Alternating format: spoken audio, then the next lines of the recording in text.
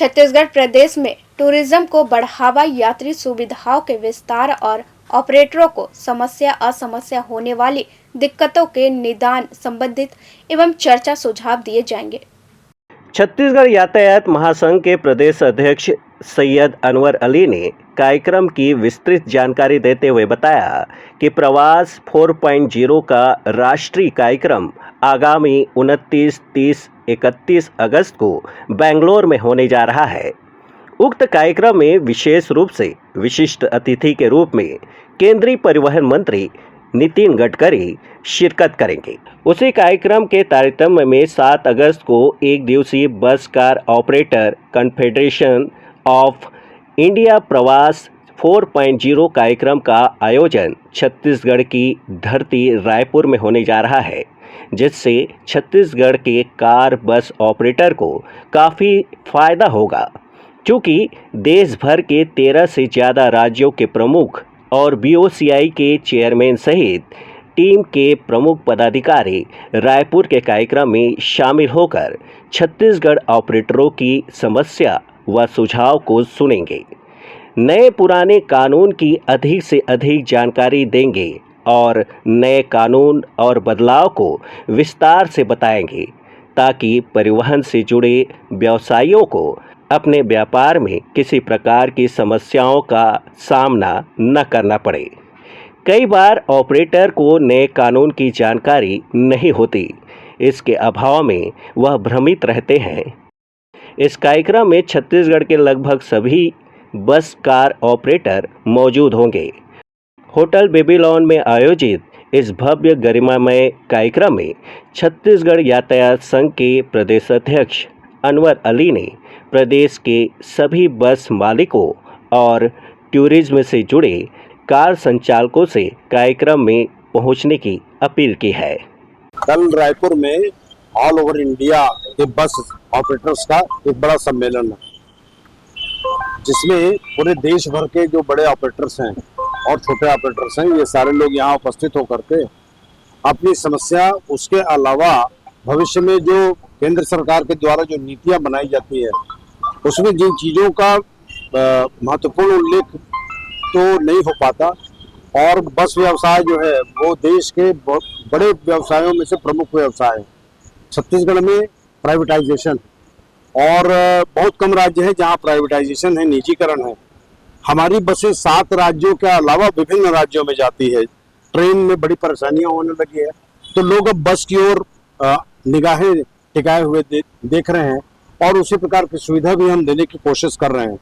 लेकिन जिस प्रकार से सरकार को इस व्यापार को मदद करनी चाहिए, उसमें कहीं न कहीं कमियां हैं। टैक्स जिस हिसाब से हम पटाते हैं तो टैक्स हमारे मनमाने लेते हैं, लेकिन सुविधाओं की अगर बात करें तो वो बहुत कम हो जाती है। निर्णय लिया जाएगा ताकि देश विदेश के लोग जो हैं वो छत्तीसगढ़ में टूरिज्म को आकर के देखें कि यहाँ प्रकृति की सौंदर्यता कितनी खूबसूरत है, तो यहाँ का व्यापार बढ़ेगा, व्यवसाय बढ़ेगा। आज लगभग 3,60,000 से ज्यादा लोगों को हमने रोजगार देकर रखा है प्रत्यक्ष तौर पर। उसके अलावा बहुत बड़े पैमाने पर अप्रत्यक्ष रूप से हमने रोजगार दिया है। तो कल इन सारे विषयों पर चर्चा होगी। कल का दिन छत्तीसगढ़ के लिए एक बड़ा दिन है और कल बड़े निर्णय लिए जाएंगे। सबसे बड़ी दिक्कत सिटी बस को लेकर है कि सरकार सिटी बस दे तो रही है, लेकिन उसको सिटी में न चला करके सिटी के बाहर चलाती है।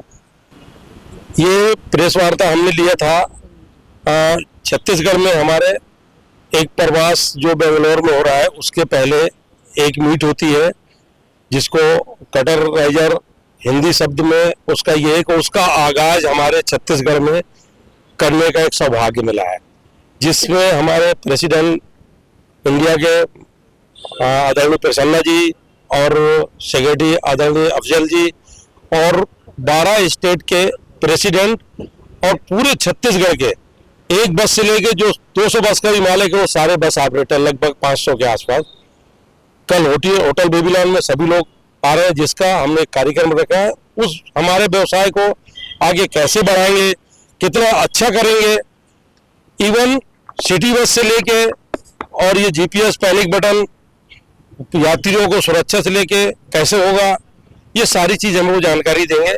और इसके लिए मैं ये चाहूंगा कि मेरे से बेहतर हमारे प्रेसिडेंट और सेक्रेटरी जो आने वाले गेस्ट है वो बहुत अच्छी जानकारी देंगे कि हमारे छत्तीसगढ़ में बस व्यवसाय को अच्छे से अच्छा कैसे किया जाए और किस ढंग से ले जाया जाए। आपने ये कहा कि अभी सांसद ये कह रहे थे आप सारे जो नियम है केंद्र शासन से बन रहे हैं, तो ये औचित्य जो बिल्कुल आपका जो कहना सही है कि गलत? देखिए, केंद्र सरकार नियम बना रही है तो केंद्र सरकार ही नियम बनाए। स्टेट सरकार अगर उसको मोडिफाई करती है वो गलत है। केंद्र सरकार ने अगर नियम बनाया है कि सिटी बस को सिटी बस में चलाना है, सिटी में चलाना है, तो राज्य सरकार उसको एक जिले से दूसरे जिले में जोड़ दे, वो गलत है। ई बस आना चाहिए और ई बस का वेलकम करते हैं हम लोग, क्योंकि उससे पॉल्यूशन भी कम होगा और हमारे यहाँ के पब्लिक को, आप भाइयों को, हम स्वयं सबको सुविधा मिलेगी। लेकिन यहाँ पे क्या करते हैं, उसका मोडिफाई करके एक जिले से दूसरे जिले में जोड़ देते हैं। कैसे ऑटो रिक्शा कम होगा, कैसे बाइक कम होगी, कैसे जो ट्रैफिक है कैसे कम होगा।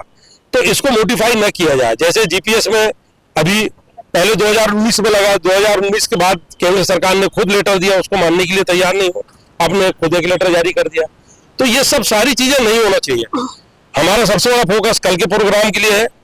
हम चाहते हैं कि कल आप आए, टूरिज्म से लेके, स्कूल बस से लेके, कंपनियों की गाड़ियों से लेके, हमारे बस से व्यवसाय के लेके, जो ऑल इंडिया टूरिस्ट में गाड़ियां चलती हैं, स्टेज कैरेज में चलती हैं, उसका व्यवसाय कितना अच्छा हो, कैसे हो, हमारे छत्तीसगढ़ के लोगों को कितना अच्छा लाभ मिले, वो सब सारी चीजें कल हमें सीखने को मिलेंगी और हमें वो बताएंगे भी। इसीलिए हमने ये कार्यक्रम रखा है, जो एक सौभाग्य की बात है हमें, जो हमें मिला। इसके पहले ये 3 स्टेट में हो चुका है, मध्य प्रदेश, उत्तर प्रदेश और आसाम में।